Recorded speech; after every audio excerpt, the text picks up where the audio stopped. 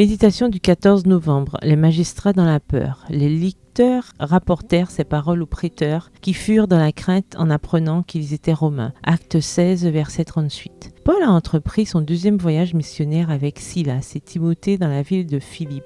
Ils y ont établi une église avec l'aide de Lydie, une riche femme d'affaires. Là, ils sont suivis par une jeune femme possédée par un esprit de divination qui importunait inlassablement Paul. La jeune femme était exploitée par ses maîtres et Paul, par compassion, l'a libérée du mauvais esprit. Ceux qui négociaient avec elle, voyant leurs intérêts affectés, ont traîné Paul et Silas devant les magistrats et à l'aide de fausses accusations, ils ont réussi à les faire emprisonner. Tous deux ont été fouettés et enfermés dans une cellule de sécurité maximale avec les prisonniers les plus dangereux. Malgré tout cela, et bien que leurs pieds soient liés par des ceps, ils chantaient et louaient Dieu. En toutes circonstances, on trouve des raisons de continuer à louer Dieu. Un tremblement de terre a ouvert les portes de la prison, mais Paul et Silas ne se sont pas échappés. Ils sont restés là pour témoigner. Notre mission est plus importante que nos intérêts personnels. Croyant que les prisonniers s'étaient échappés, le geôlier a pensé à se suicider. Mais Paul lui a transmis le message du salut et toute la famille s'est convertie. Le lendemain, les magistrats ont ordonné de libérer Paul et Silas car ils ne pouvaient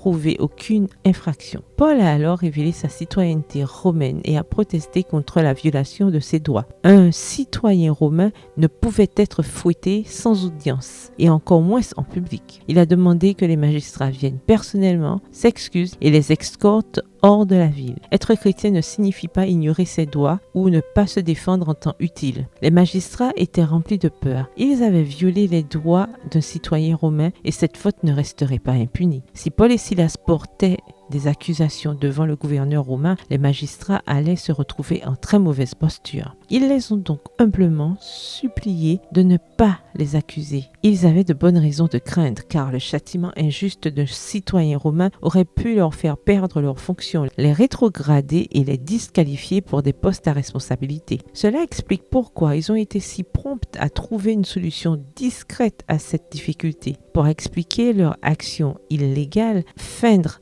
de ne pas savoir que les victimes étaient des citoyens romains n'allait pas suffire. Ils ne pouvaient qu'espérer persuader Paul et Silas d'accepter une solution discrète pour l'injustice qui leur était faite. Ils étaient loin de se douter de l'abnégation des hommes qu'ils avaient si violemment maltraités. Texte tiré du livre Commentaire biblique adventiste au volume 6 à la page 333. Dieu fera peur aux personnes qui vous traitent injustement. Bonne journée, que l'Éternel vous bénisse.